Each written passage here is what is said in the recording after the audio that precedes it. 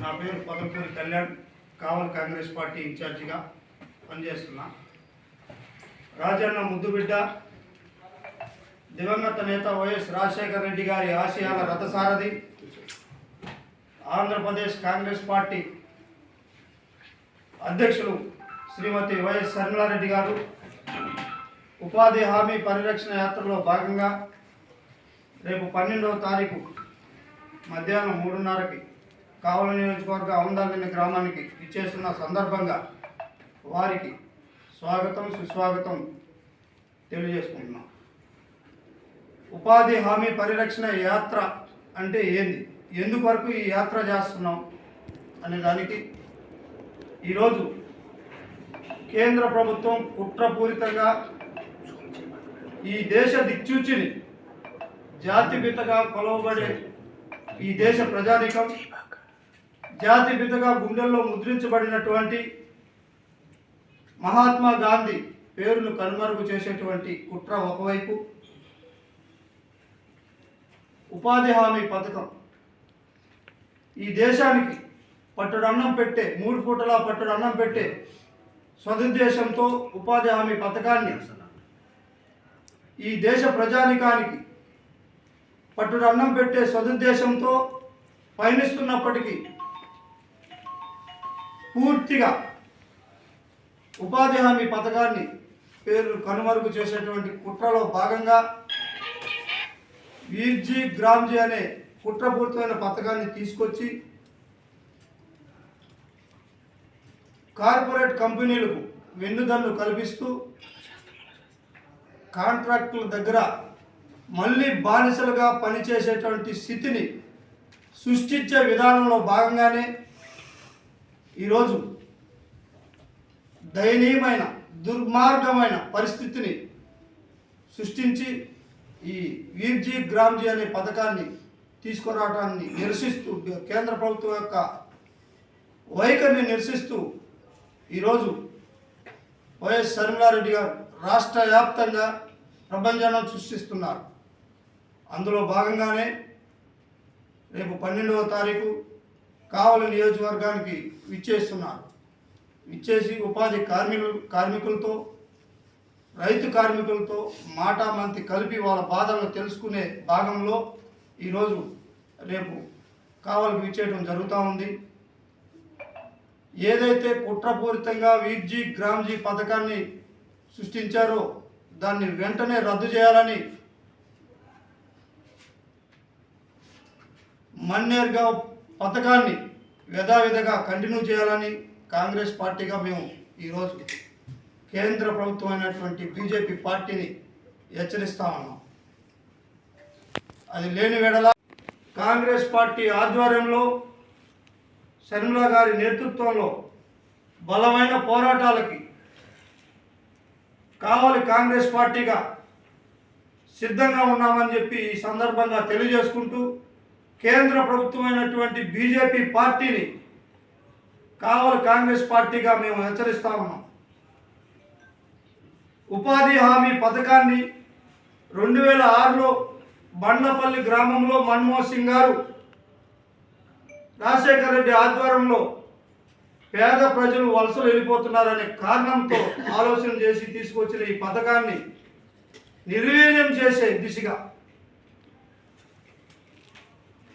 ఇందాక చెప్పిన పథకాన్ని రూపుమాపడానికి ఒక కుట్రపూరితమైన ఆలోచన చేసిన బీజేపీ ప్రభుత్వం ఈ పథకాన్ని తీసుకురావడం జరిగింది. దీనివల్ల ఉపయోగాలు ఏంటంటే, ఇదివరకు మహాత్మా గాంధీ ఉపాధి పథకం అనేది 100% నిధులు కేంద్ర ప్రభుత్వం కేటాయించేది. ఇప్పుడు దానికి వీర్జీ గ్రామ్జీ అని నామకరణ చేసి మహాత్మా గాంధీ పేరు తీసేసి 60% కేంద్ర ప్రభుత్వం మేము నిధులు ఇస్తాం, 40% రాష్ట్రాలు ఇవ్వాలని చెప్తా ఉన్నాయి. మన రాష్ట్రంలో చూసినట్టయితే ఇప్పటికీ కూటమి ప్రభుత్వం దాదాపు 3 లక్షల కోట్లు అప్పు చేయడం జరిగింది. ఇలాంటి లో బడ్జెట్లో ఉన్న రాష్ట్రాలు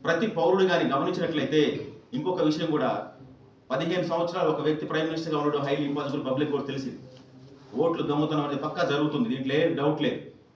చిన్న ఉదాహరణ, ఇవాళ 100 ఓట్లు ఈ బూత్లో వచ్చాయి, ఈయనకి 50 వచ్చాయి, ఆయనకి 50 వచ్చాయి, మిగిలిన వాళ్ళ కలిపి ఇంకో 30 వస్తాయి, పోలైంది 100, రిజల్ట్ ఏంటండి 130.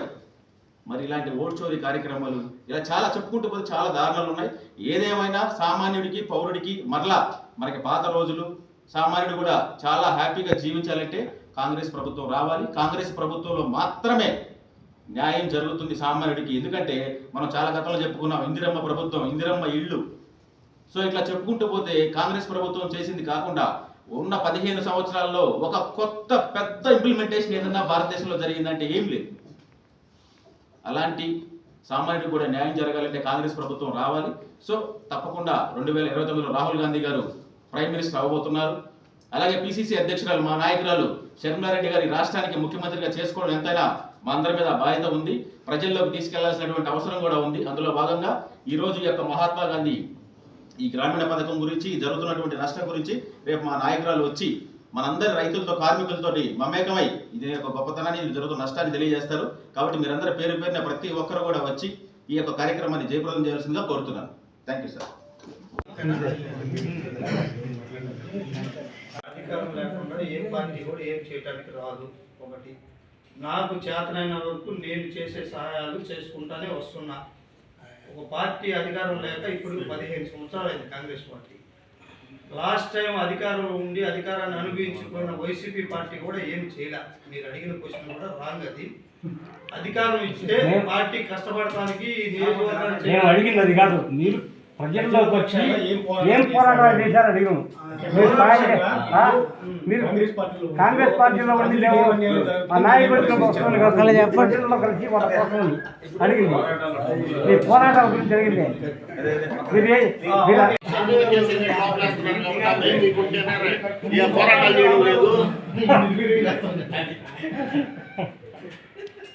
కాంగ్రెస్ పార్టీ కావాలి ప్రజలకు చేయడానికి 2 సంవత్సరాలు అయిపోయిందని ఈ క్వశ్చన్. కొత్తగా కూటమి ప్రభుత్వం 3 పార్టీలు కలిసి ఒక ప్రభుత్వాన్ని ఏర్పరిచింది. ఒక 2 ఇయర్స్ టైం ఇచ్చాం. ఈ ప్రభుత్వం యొక్క పనితీరు మాకు అర్థం కావాలి కనుక ఇప్పుడు క్లియర్ కట్గా ఈ ప్రభుత్వం కరెక్ట్ కాదని అర్థమైంది. దానికోసం ఇప్పటి నుంచి స్టార్ట్ చేసాం. రాబోయే 3 సంవత్సరాలు కావాలి ప్రజల కోసం కొట్లాడుతూనే ఉంటాం. మనకు ఎక్కడ అన్యాయం జరిగితే అక్కడ కాంగ్రెస్ పార్టీ ఉంటుంది.